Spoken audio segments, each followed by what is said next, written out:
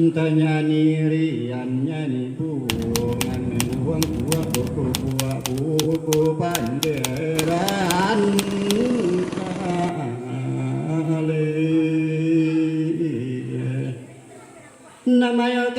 Oke teman-teman, kita sudah sampai di Desa Merabu. Ini sudah jam 4 sore, melewati hutan belantara, perkebunan sawit, dan akhirnya kita sampai. Di sini kita akan eksplor beberapa tempat budaya sama keanekaragaman hayatinya.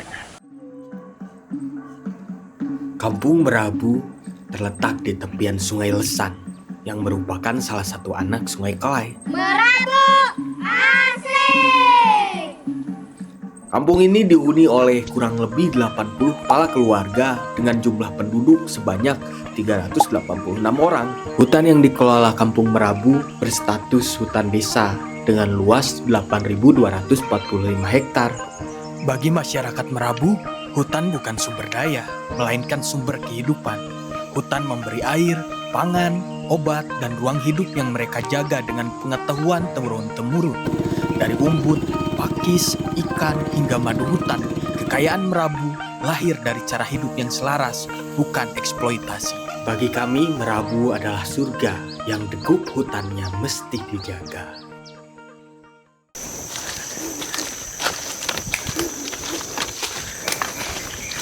Oke teman-teman, pagi ini kita akan ke Goa Bloyot ya Pak. Kira-kira berapa jam kita trek atau berapa jauh? Kalau normal ya 1 jam. 1 jam ya, normal ya. Nanti di sana kita bisa lihat apa Pak? Kita nggak bisa prediksi lah ya. Berapa?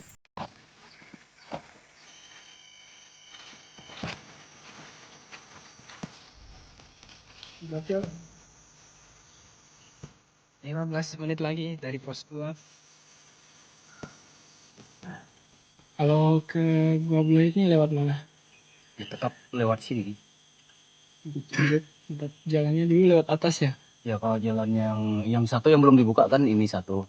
Yang belum dibuka. Di atas masih ada goa ya? Masih ada. Oh, Nah, jadi yang aktif dulu untuk yang ini. oh masih yang goa yang ini. Oh, berarti di atas itu masih ada goa-goa yang belum dibuka untuk umum ya? Ya, Di atas masih banyak lukisan juga. banyak. Perjalanan ke Goa Bloyot memakan waktu 2 jam dengan menempuh 8 km perjalanan. Juga mendaki tebing-tebing yang memiliki kemiringan 75-80 derajat.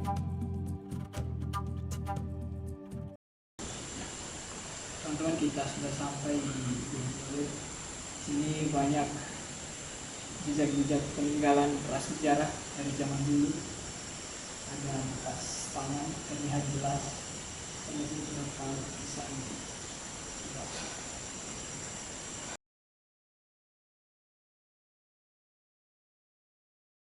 Ini kan ini rusa. Oh, rusa. Itu tanduk ya. Rusa sama tanduk. Kepalanya sudah kan kena badannya kan kena. Ini kan kena tembusan cahaya. Oh, Jadi dengan terkupas. Nah ini ceritanya, ini kan pohon bangris. Bangris. Yang pohon madu. Oh, bangris tempat tumbuhnya madu bisa Ya. situ ya. Ini apa ya namanya? Penyu. Penyu. Oh, ada penyu juga. Kalau bahasanya kali di sini kan apa? Labi-labi. Labi-labi.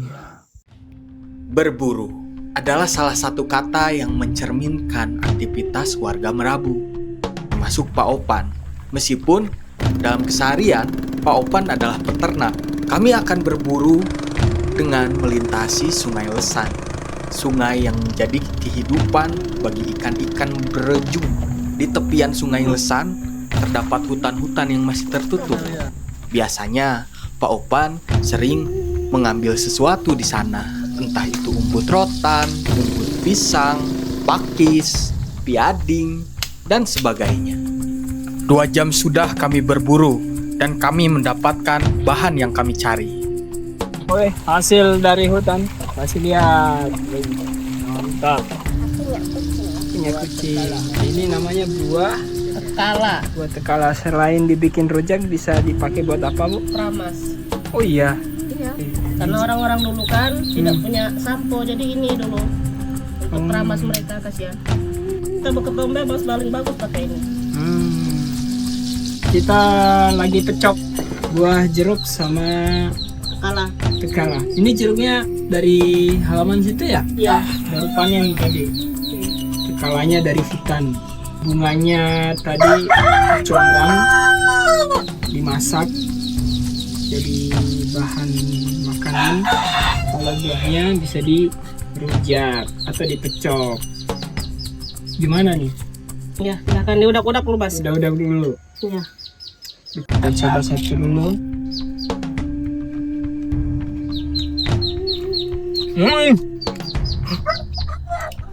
Cok di Merabu gokil, rasanya gokil, sedap, mantap. Selamat mencoba teman-teman yang ke Merabu, silahkan berburu cok yang seperti ini, rasanya segar sekali. Oke. Gitu kan, Mas? Oke, udah nggak apa-apa gitu aja.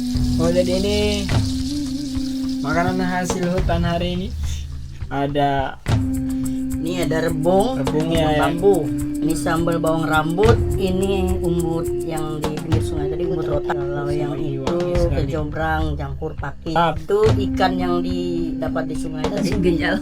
Kalau bahasa orang di sini ikan berjung. Terus ini yang saya beli tadi pagi nih sama anak-anak yang jual Daging kijang, daging kijang. Itu dimasak apa ini? bistik. Oh, di bistik gitu ya. Wah, ini aromanya sedap sih. Jadi kita langsung saja ya. Saya udah nyendok tadi satu piring. Silakan. Silakan kita. Oke, silakan menikmati. Makan malam. Tamu deh. Nikmatnya sajian yang telah hutan berikan kepada kami takkan pernah bisa dibahasakan oleh kata-kata apapun. Itulah sebab masyarakat Merabu akan terus menjaga hutan, mengambil secukupnya agar terus lestari. Selamat pagi teman-teman. Hari ini kita mau ke Nyadeng, salah satu danau wisata yang ada di desa ini. Nah, di Danau Nyadeng nanti rencananya kita akan camping. Sekalian kita masak-masak hasil hutan di danau itu. Kemudian kita naik ke puncak untuk lihat pemandangan indah kali. Perkenalkan, nama saya Asrani. Saya sebagai kepala kampung Merabu. Masyarakat dengan hutan ya karena mereka langsung bersentuhan dengan hutan. Jadi apapun yang mereka mau perlukan, apapun yang mereka mau pakai, itu kan bersumber dari hutan semua. Jadi kita di Merabu ini ada satu budaya yang kami sering lakukan setiap tahun di bulan 5 itu misalnya. Namanya acara Tuak Malu. Jadi acara ini ya, dilakukan oleh seorang Blian misalnya. Jadi budaya ini menceritakan tentang kedekatan masyarakat terhadap alam. Jadi, acara kami itu bertujuan untuk mengkomunikasikan ini sebenarnya antara kehidupan dengan alam. Bagaimana hidup selaras dengan alam. Bagaimana kita bisa mencintai sesama bahkan alam, sehingga ketika perpaduan itu terwujud, kami yakin bahwa manusia itu tidak ada yang buruk. Yang membuka lahan ya, menjadikan area usaha. Telah hutan Pak Isin ya. Ada banyak perambahan ya, banyak pencurian ilegal logging dan lain-lain. Ini memang jadi tantangan berat kami ya, karena di satu sisi kami taat dengan hukum, tapi di satu sisi orang-orang yang luar sana itu merambah gitu. Ini juga jadi kekhawatiran kami ya, apakah kami terus bertahan seperti ini atau bagaimana nanti ke depan ini. Harapan kami ya ketika ini memang menjadi program kami, harapan kami ya semua pihak menjadi mendukung bagaimana cara kita mengamankan kawasan-kawasan yang ada ini ya, termasuk kawasan hutan adat, hutan kawasan, hutan desa ya. Hingga ini nanti paling tidak kalaupun kita meninggal adalah yang bisa dilihat, hutan yang masih dilihat oleh anak cucu kita ke depan. Karena saya yakin ini kalau tidak kuat kita menjaga ini, karena rongrongan akan kebun sawit ini memang sangat luar biasa ini. Tantangannya itu ya, perkebunan itu ya. Karena pembukaan lahannya besar-besaran. Jadi yang dulu mungkin kebutuhan kita 2 hektar sudah cukup, sekarang kurang. Kurangnya. Jika perlu satu orang ratusan hektar, ini yang memang jadi kendala. Keserakan semakin muncul, ya kan? Di akhir-akhir ini, dan penguatan lahan juga semakin banyak. Perjalanan kami selanjutnya adalah Danau Nyadeng, danau yang dipercaya sebagai tempat mandinya para bidadari.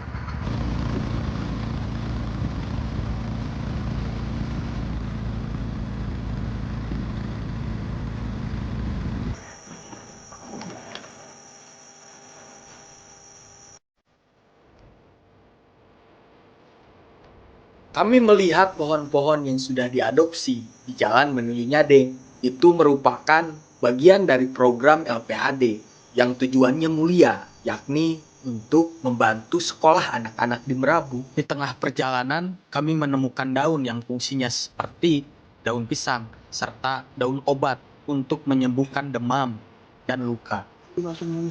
Bisa, tapi dia telat. Iya begitu. Jadi ini biasa dimakan burung higang, makanya ini kan sudah mulai menganu. Cuman kalau kita mau makan itu kan dia ini begini. Jadi kita buang. Kalau biasa yang dimakan itu yang muda. Muda. Makanya banyak burung unggang ini. Ya, Suaranya tuh. ya. Ini itu kayak rasa jambu. Mau coba? Ini dia. Oke. Ya, punya aja. Ada gelatnya? Unggang saya.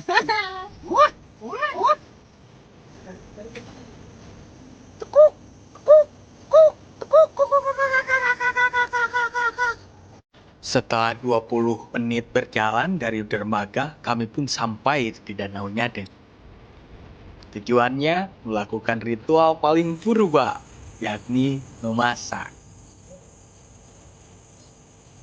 Makanan yang akan kami sajikan nanti merupakan olahan yang mengeksplorasi bahan-bahan khas besok pagi. Perjalanan menuju Gunung Ketepu kami mulai pada pukul 5.30. Rutenya cukup berat. Jalanannya menanjak menjadi ciri khas dari pegunungan yang dibentuk oleh batu-batu